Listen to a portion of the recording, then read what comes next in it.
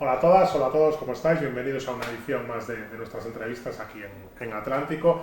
Bueno, os puedo garantizar que condensar en una charla más de 4 décadas de fútbol es muy difícil, pero lo vamos a intentar, ¿no? Porque nuestro protagonista de hoy ha sido futbolista, entrenador, director deportivo y hasta fundador de un club.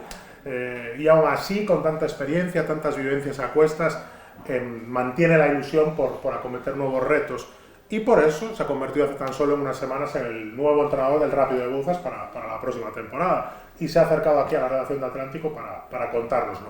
Rafa Sáez, bienvenido, ¿cómo estás? Gracias por venir a esta... ¿Qué tal? Buenas tardes. Bueno, gracias a vosotros por la invitación. Creo además que por los antecedentes en este estudio el listón de comunicación está bastante alto, pero bueno, por lo menos dentro de mi experiencia personal, pues tratar de trasladar todo lo que de alguna manera pueda ser interesante para la audiencia y de alguna manera pueda ser diferente, ¿no?, a lo que otras personas pueden aportar desde siempre su fantástico punto de vista.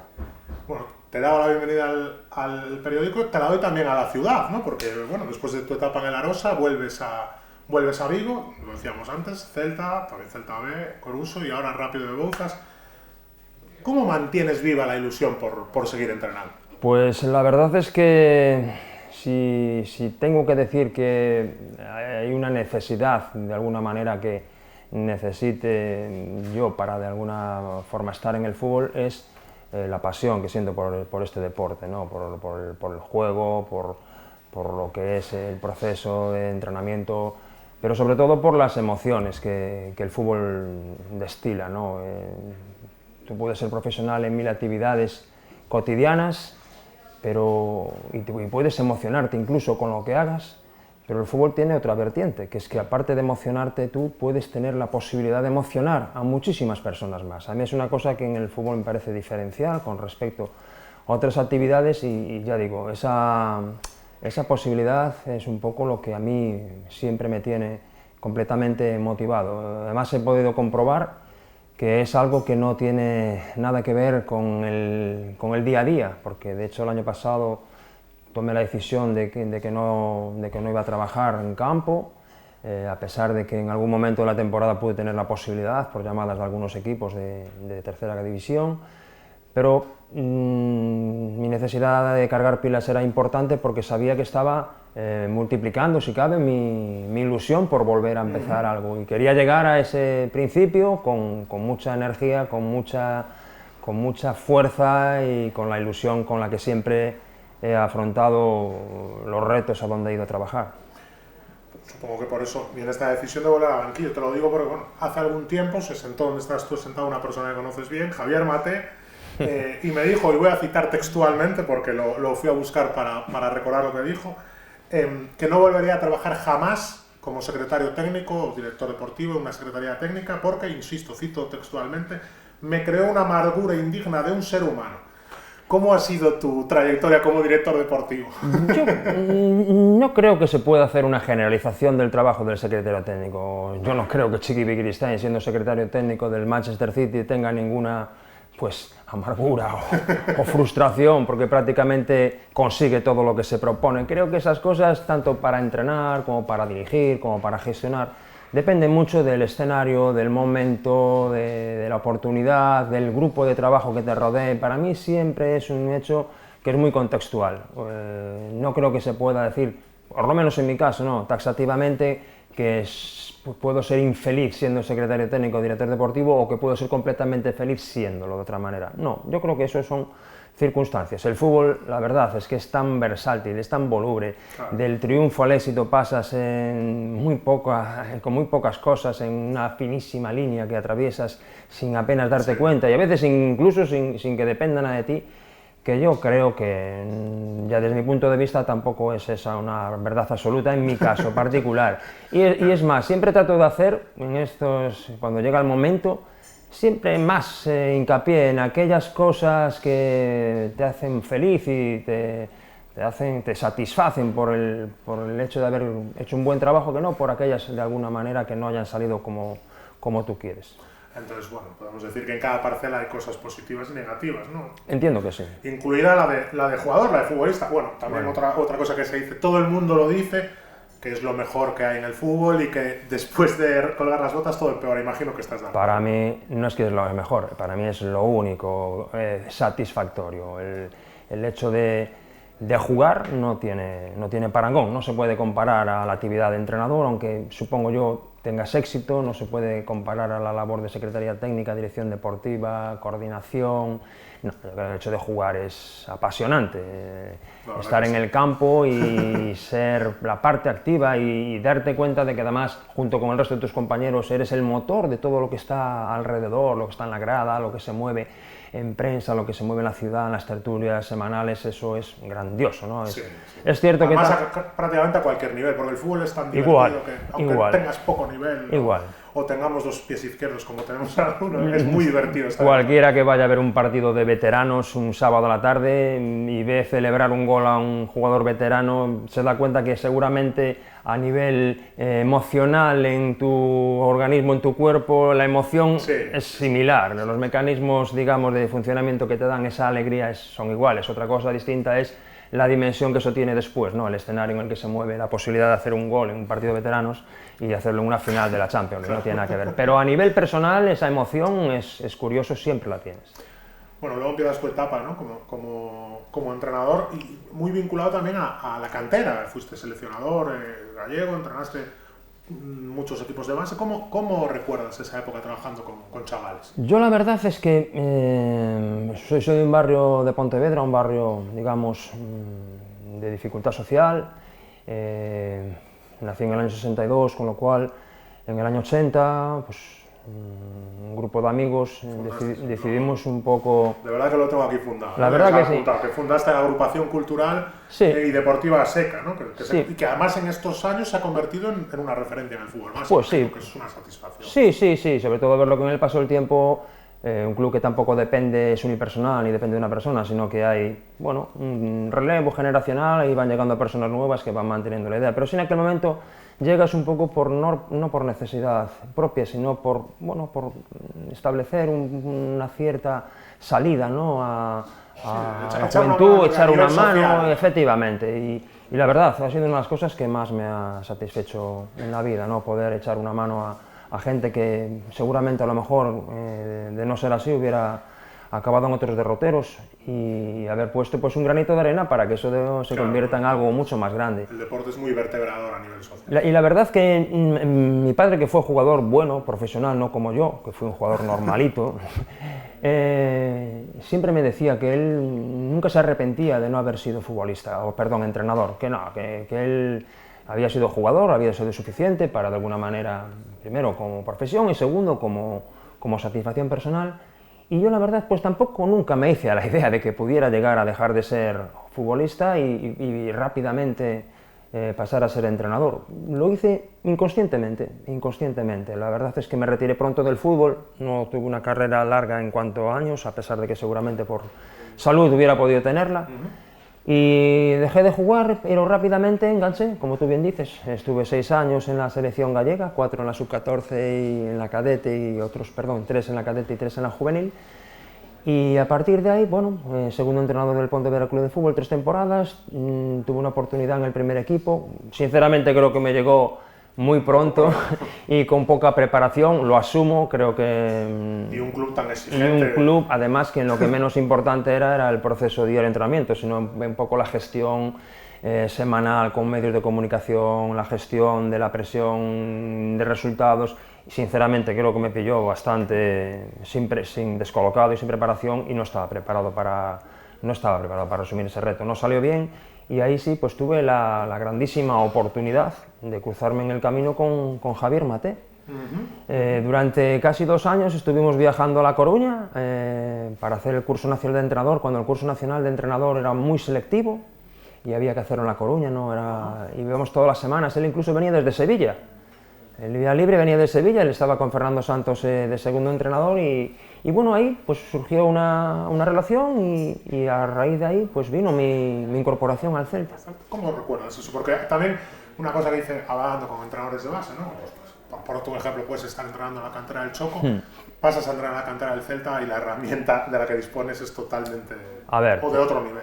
te das cuenta, porque insisto, yo venía de un revés en el fútbol profesional y me incorporo al Celta y la verdad, te das cuenta de que una vez más, la teoría que yo tengo de que el fútbol es de los futbolistas y que los entrenadores tenemos una parte importante en la gestión del equipo, pero que cuantos mejores futbolistas tengamos, nuestras posibilidades de ser mejor entrenador aumentan y crecen.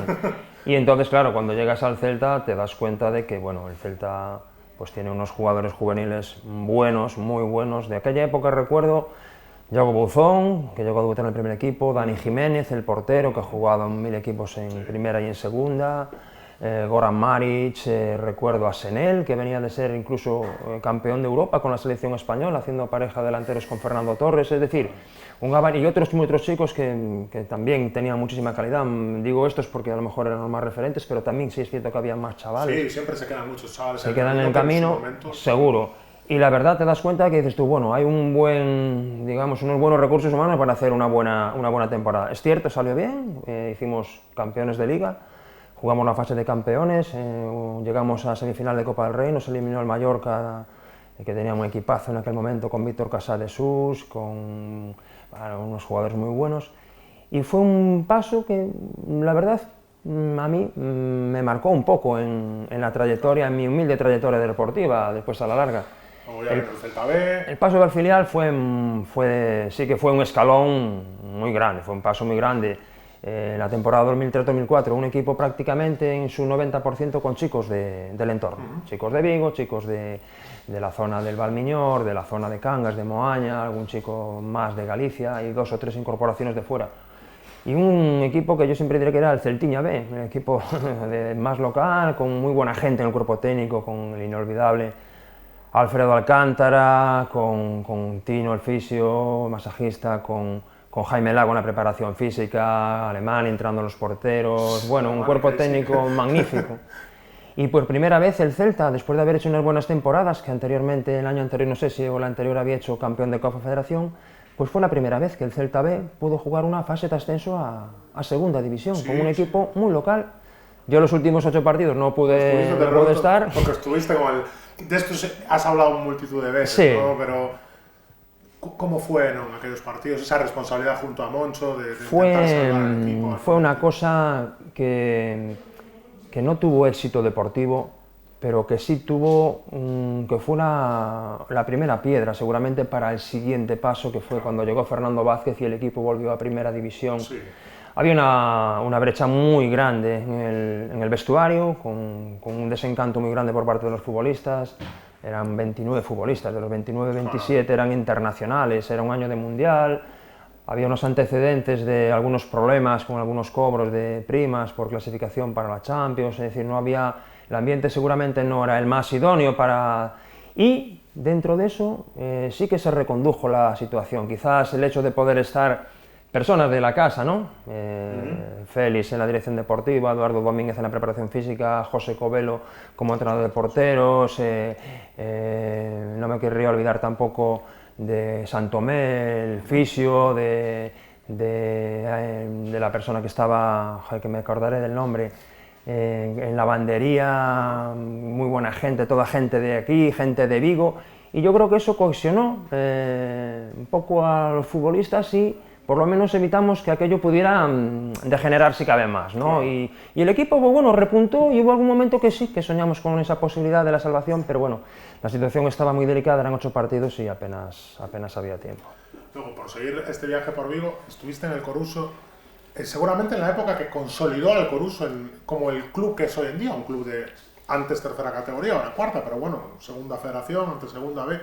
¿Cómo fueron esos años de consolidación y sobre todo de pasar de un club absolutamente de barrio, de parroquia, hacia el fútbol semiprofesional? Bueno, yo lo primero que tengo que decir del Coruso es que desde el año 2010 al 2013 dejé voluntariamente de entrenar porque tuve que ocuparme de mi padre, ¿no?, para acompañarlo en una enfermedad, un momento de vida importante que siempre hay que asumir, digamos, con entereza.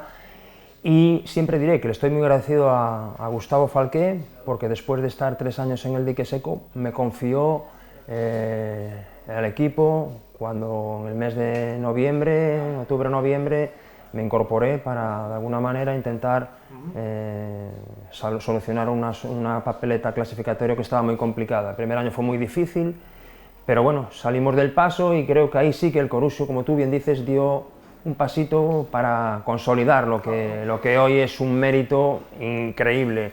De 14 años sigues en la categoría, que quiero decir, lo digo siempre en mis tertulias con la gente que conozco, que hay una persona que tiene un mérito increíble y que a veces no está lo suficientemente reconocido a nivel público, que es Josiño Abalde. Josiño Abalde, al fin y al cabo, no es ni más ni menos que el entrenador que aupó al Coruso la segunda división B después de muchos intentos de otros tantos entrenadores, ¿no?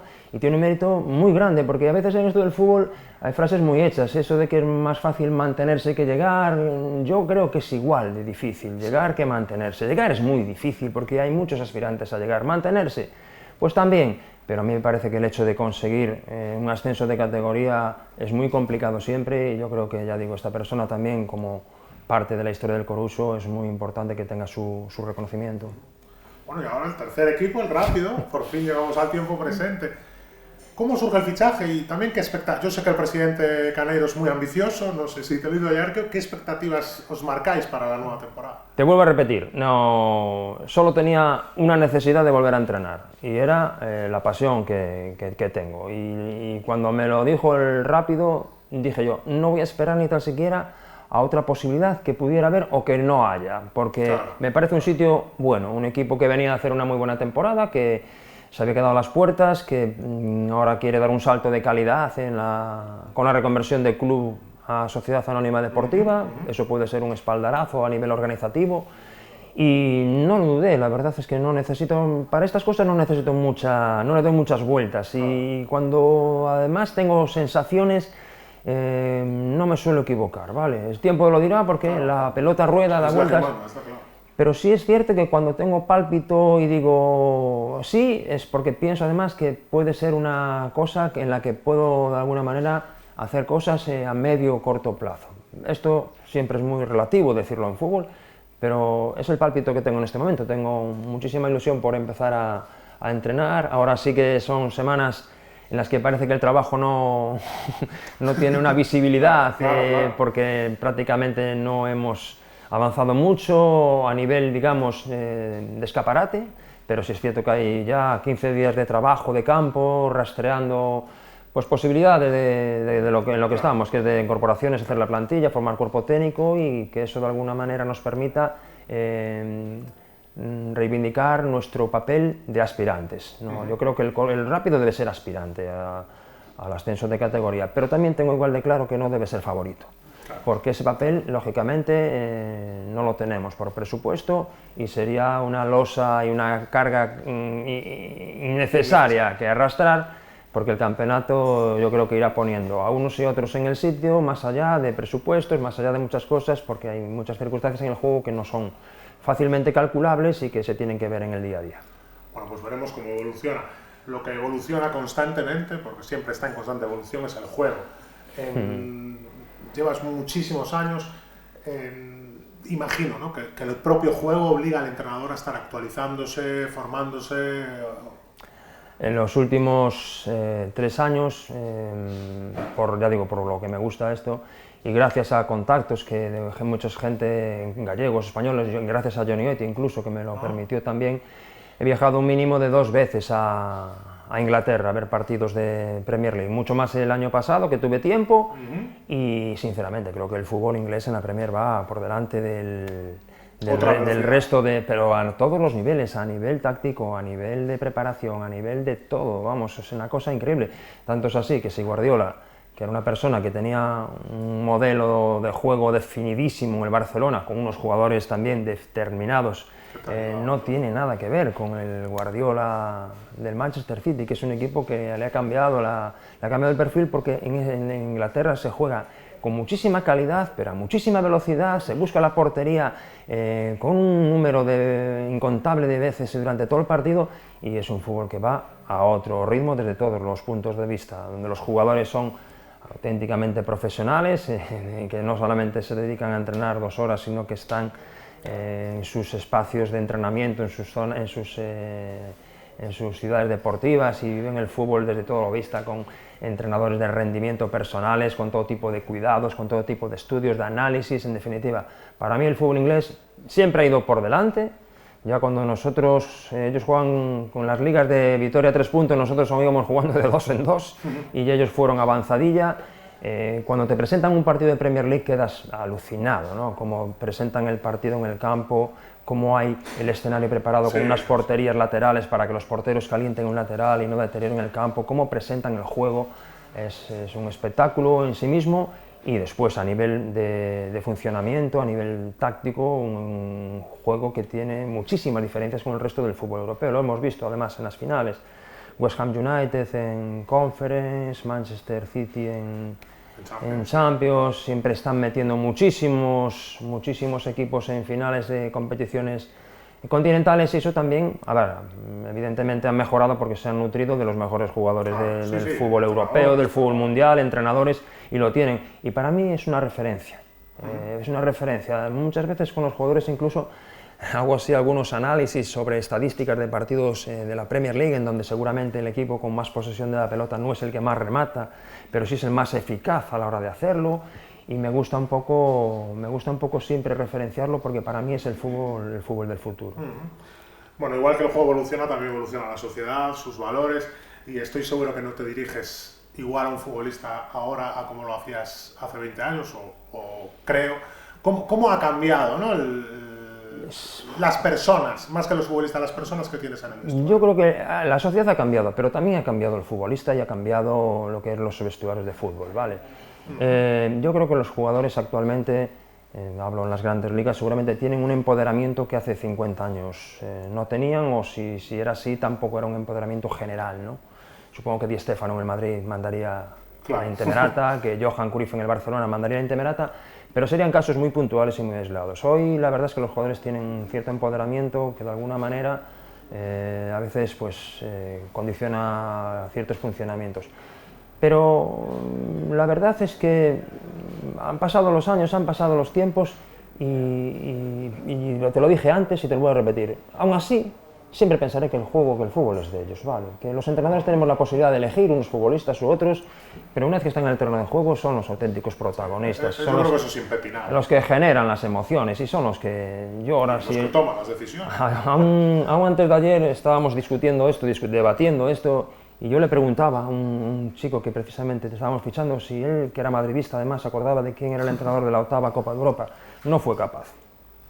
Porque los entrenadores de alguna manera son personas muy importantes, porque al final toman las decisiones más importantes, pero a la hora de ejecutar las decisiones siempre están los futbolistas que están en el escenario y que son los que de verdad tienen esa posibilidad.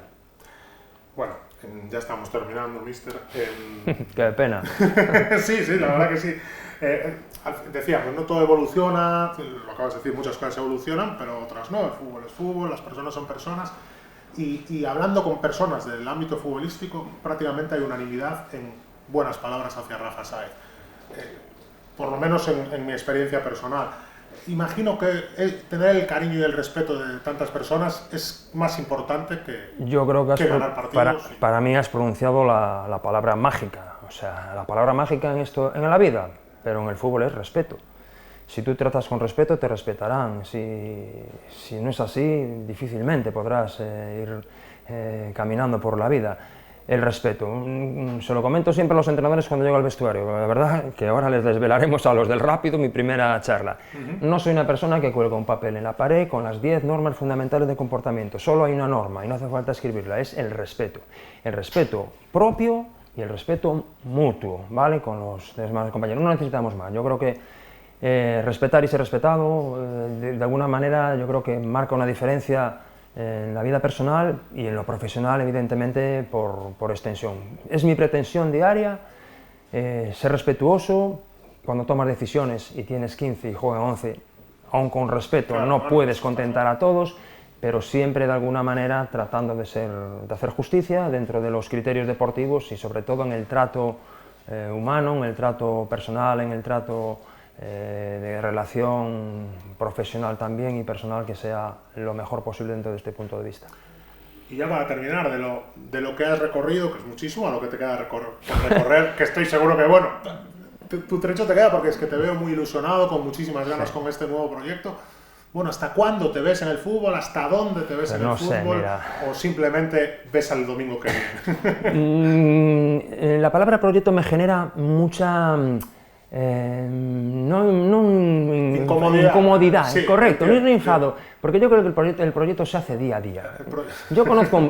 Si me dices cuál es tu referente de proyecto, yo te diría el Athletic Bilbao. Tiene un proyecto de vida, es jugar con chicos de su zona, y eso es un proyecto para mí, pero lo han hecho día a día, semana a semana, año a año, metro a metro, y yo solo quiero que si de verdad hablamos de un proyecto, que sea un proyecto que podamos hacer día a día, ¿vale? Eso para mí es lo más importante, y la verdad, uno de los primeros partidos el primer partido que vi de Premier League me invitó Felix Cao, que en aquel momento era ayudante de Pellegrini en West Ham United, y mi primer partido fue un Boxing Day del año 2019, y fue Crystal Palace West Ham United. El gol del West Ham lo metió Pablo Fornals, me acuerdo perfectamente porque para mí aquel día tenía un subidón muy especial. Era un Boxing Day. Y me emocionó, sobre todo me emocionó mucho ver a Roy Hodgson, un entrenador de 70 y casi 8 años en la banda, verlo dirigir pues con una pasión, con un entusiasmo, con unas ganas de vivir el partido, de hacerlo vivir,